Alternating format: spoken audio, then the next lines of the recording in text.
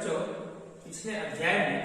हम लोगों ने ब्रिटिश काल में शिक्षा के तहत लॉर्ड मैकाले की थ्योरी को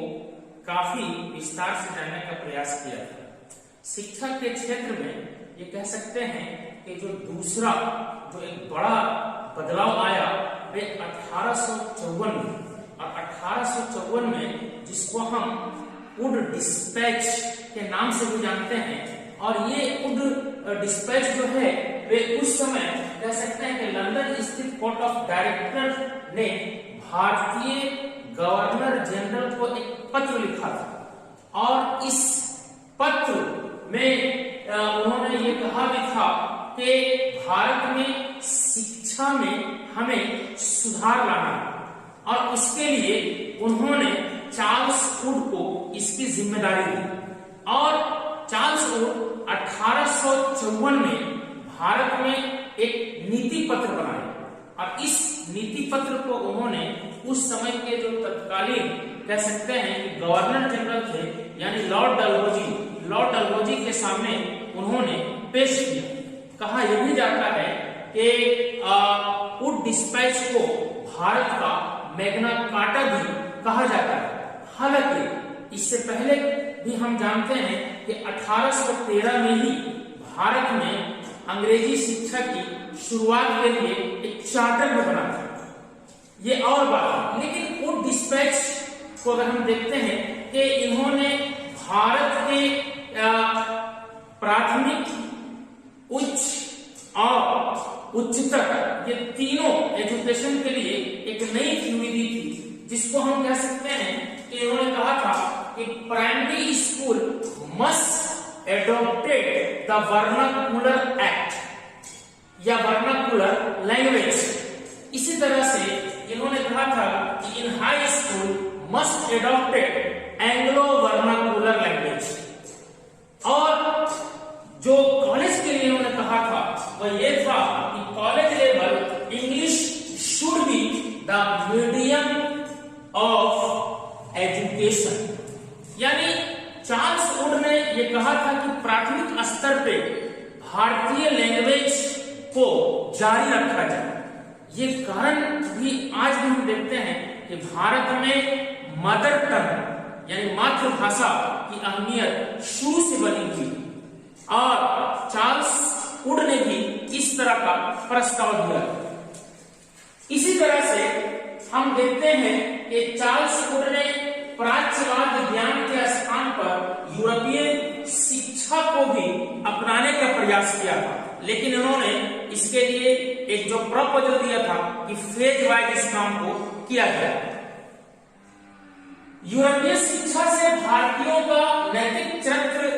चरित्र में उत्थान होगा, ये इन्होंने कहा था। और ये चीज हम पहले भी पढ़ चुके हैं कि लॉर्ड मैकाले ने भारतीय शिक्षा पर कितना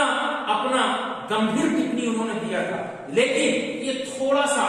लाइट होते हुए इन्होंने ये कहा था कि धीरे धीरे यूरोपीय शिक्षा को भारतीय लोग अपनाएंगे तो इसका परिणाम यह होगा कि यहाँ पे जो व्यावसायिक जो शिक्षा है उसको बल मिलेगा, और आने वाले भविष्य में ऐसा भी होगा कि बहुत सारे भारतीय लोग इंग्लिश एजुकेशन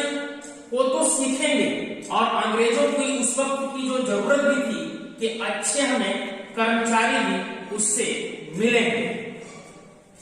इसी तरह से इन्होंने जो एक महत्वपूर्ण जो सुधार को ये किया था कि भारत में 1857 में जब कह सकते हैं कि विद्रोह हो रहा था, भारतीय लोग मेरठ में, दिल्ली में और दूसरे स्थानों में अंग्रेजों के खिलाफ जब वो विद्रोह कर रहे थे, तो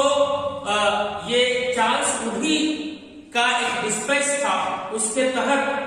उन्होंने कहा था कि लंदन मॉडल पे भारत में भी यूनिवर्सिटीज कायम किया जाए। और ठीक उनके डिस्पैच रिपोर्ट के 3 साल के बाद हम देखते हैं कि भारत के 3 प्रमुख जो प्रोविंसी उस वक्त का था, उसमें मद्रास, आप कह सकते हैं कलकत्ता और बंबई में इस तरह के विश्वविद्यालय की स्थापना हुई। लेकिन इस थ्योरी का एक परिणाम ये भी हुआ कि नैतिक शिक्षा की मांग पर काफी जोर भी पड़ने लगा। कहा यह जाता है कि उस वक्त जो है ईसाई प्रचारक जो थे वे उन्होंने व्यावसायिक शिक्षा का विरोध भी करना शुरू कर दिया और इसी के तहत कलकत्ता में हम देखते हैं कि सेरामपुर में एक कॉलेज की स्थापना की गई जिससे मिशनरीज और इंग्लिश एजुकेशन को काफी बल मिला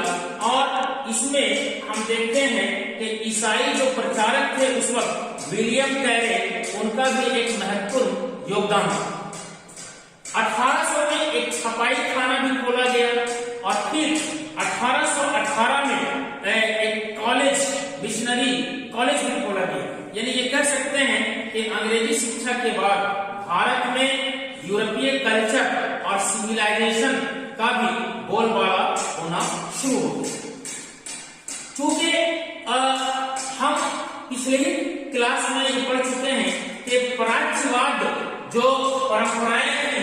या प्राच्यवाद जो ज्ञान थे उसके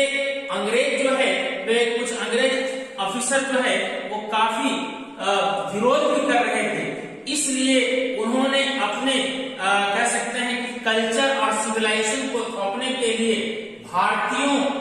पर काफी प्रेशर भी डालना शुरू कर दिया। यहाँ तक के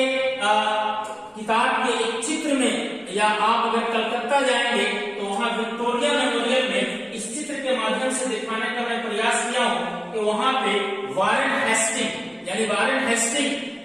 को काफी ऊपर रखा गया है और ठीक उनके दाएं तरफ एक पंडित और दूसरी तरफ एक मुंशी। यानी इस चित्र को भी अगर आप देखेंगे तो ये ऐसा प्रतीत होता है कि अंग्रेज काफी काबिल काफी ज्ञानी है और भारतीय और उसमें खासकर पंडित और मुंशी जो फारसी या उस समय अरबी वगैरह के जो जानकार थे उनको